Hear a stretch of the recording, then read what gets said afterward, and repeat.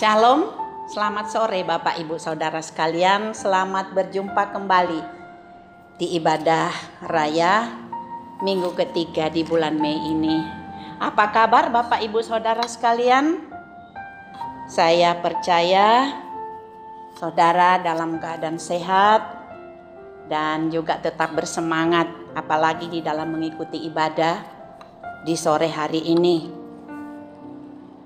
Kita bersyukur buat kemurahan Tuhan, juga secara pribadi saya berterima kasih atas kebaikan Tuhan karena sampai hari ini tidak ada dari saudara sekalian terkena virus corona.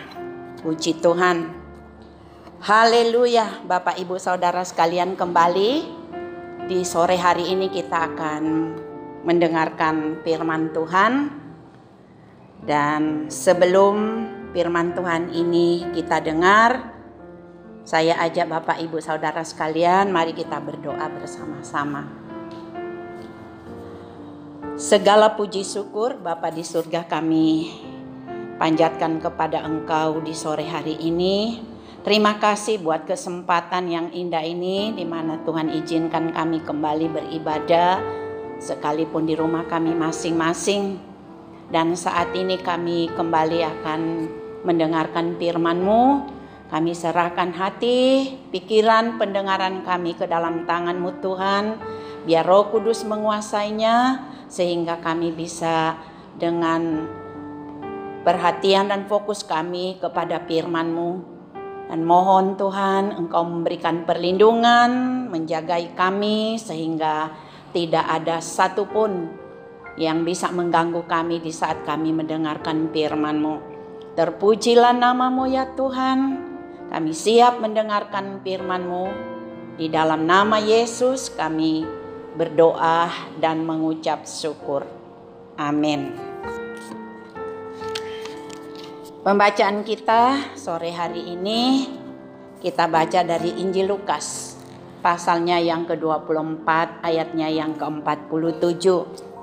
Firman Tuhan, dan lagi dalam namanya berita tentang pertobatan dan pengampunan dosa harus disampaikan kepada segala bangsa mulai dari Yerusalem.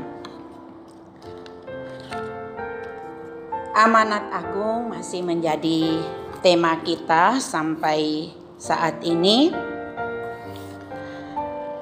di mana di minggu ini kita akan bersama-sama belajar tentang isi daripada tema agung ini, supaya kita bisa menyampaikan berita ini kepada setiap orang yang belum percaya, yaitu tentang berita pertobatan dan pengampunan dosa. Dan siapa lagi Bapak Ibu Saudara sekalian menyampaikan hal ini kalau bukan kita. Karena kita yang memang ditugaskan oleh Tuhan, seperti yang dituliskan di 1 Petrus 2 ayat yang ke-9. Dan ayat ini sering dan berulang-ulang disampaikan.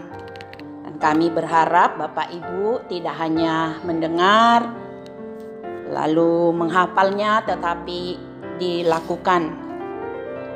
Firman Tuhan, tetapi kamulah bangsa yang terpilih, imamat yang rajani, bangsa yang kudus, umat kepunyaan Allah sendiri, supaya kamu memberitakan perbuatan-perbuatan yang besar dari Dia yang telah memanggil kamu keluar dari kegelapan kepada terangnya yang ajaib. Bapak Ibu Saudara sekalian, keselamatan bisa dimiliki atau dialami oleh seseorang ketika dia secara pribadi menginginkan atau ingin bertobat serta memohon ampun dari segala dosa-dosanya. Dan ini memang merupakan keinginan Tuhan, di mana dunia harus diselamatkan. Kita yang mendapatkan tugas ini bukan tugas yang gampang atau mudah, Tetapi satu hal yang perlu kita ingat dan sadari Bapak Ibu Saudara sekalian, bahwa Tuhan kita tidak hanya memberi perintah kepada kita, tetapi juga Dia memberikan janji, jaminan kepada kita. Kita melihat atau mengingat beberapa minggu yang lalu, firman Tuhan ini berulang-ulang disampaikan di Matius 28 khususnya ayat 20, di mana Tuhan berkata Dia akan menyertai kita di saat kita menjalankan tugas yang Tuhan perintahkan kepada kita, yaitu memberitakan Injil atau berita keselamatan. Di Lukas pasal yang ke-10 ayatnya yang ke-19, ini yang Tuhan janjikan kepada kita di saat kita menjalankan amanat agung.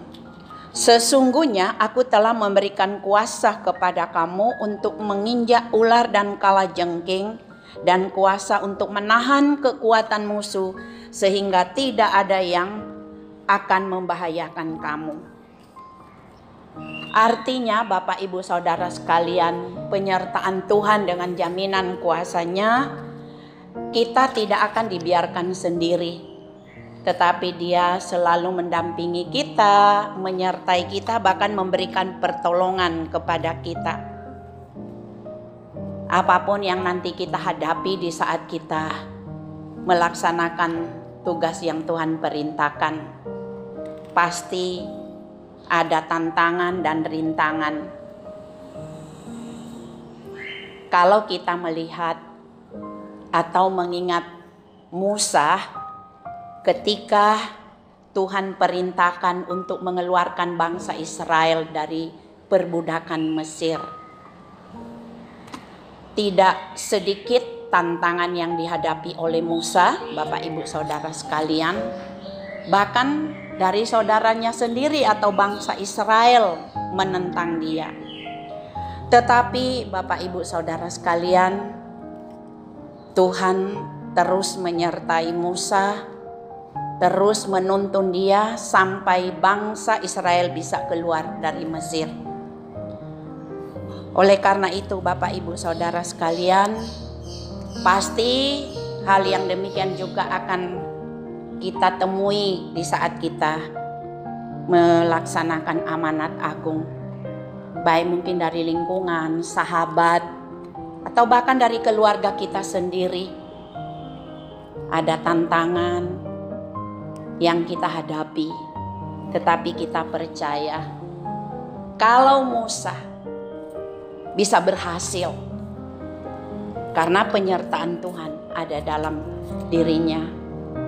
Kita pastikan dengan kita menjalankan amanat agung ini, dengan penyertaan Tuhan, kita juga bisa memenangkan keluarga kita.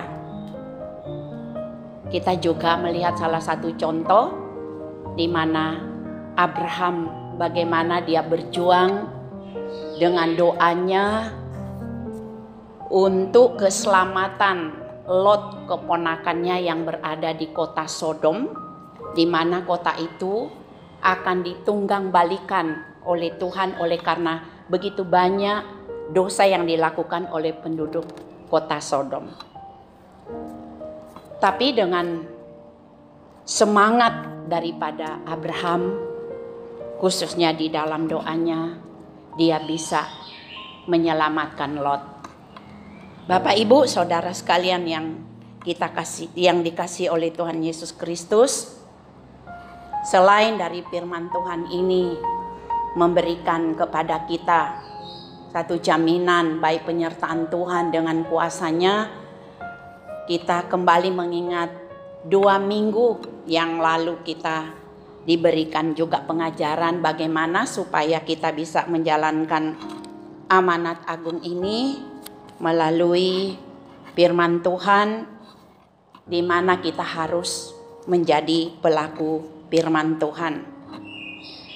Di sini kita akan melihat salah satu firman Tuhan dari Matius 22 ayat 39 dikatakan firman Tuhan, kasihilah sesamamu manusia seperti dirimu sendiri. Mengasihi sesama kita termasuk keluarga kita. Bapak Ibu juga pasti ingat, baik melalui renungan kita setiap hari maupun firman Tuhan di minggu-minggu yang kemarin, dikatakan biarlah kita memulai dari keluarga kita atau dari Yerusalem. Karena itu Bapak Ibu Saudara sekalian, ada banyak cara yang kita lakukan dengan melaksanakan firman Tuhan ini, mengasihi sesama kita termasuk keluarga kita.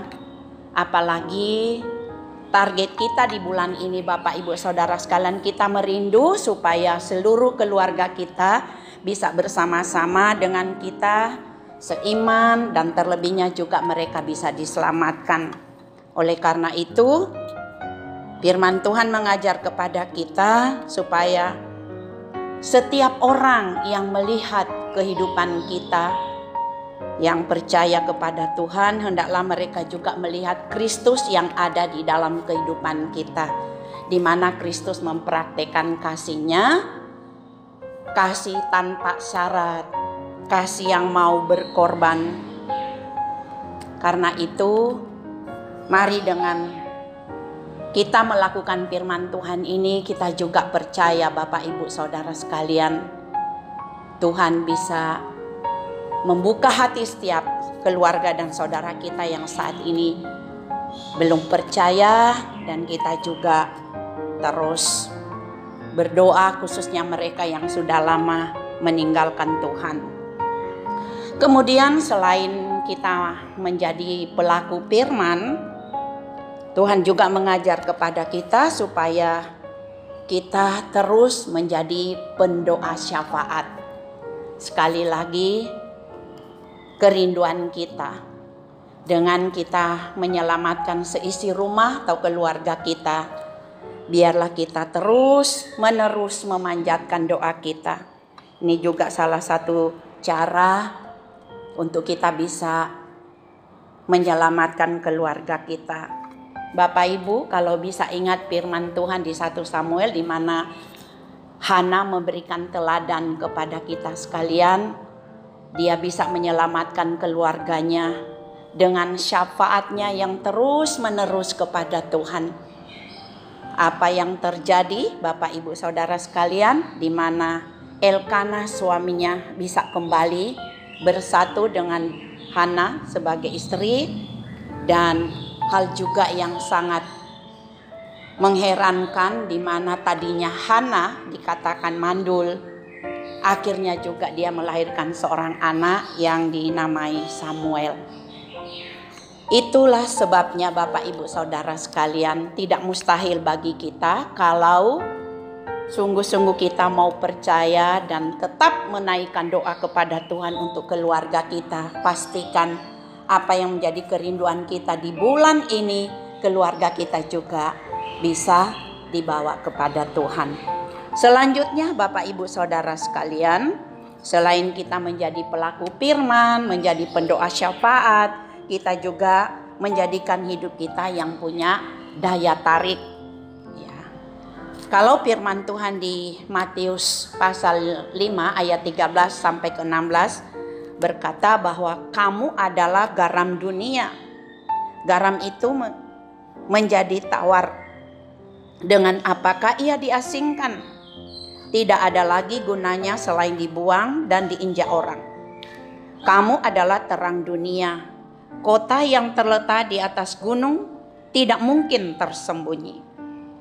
Lagi pula orang yang tidak menyalakan pelita lalu meletakkannya di bawah gantang, melainkan di atas kaki dian, sehingga menerangi semua orang di dalam rumah itu. Demikianlah hendaknya terangmu bercahaya di depan orang, supaya mereka melihat perbuatanmu yang baik dan memuliakan Bapamu yang di sorga. Bapak Ibu Saudara sekalian,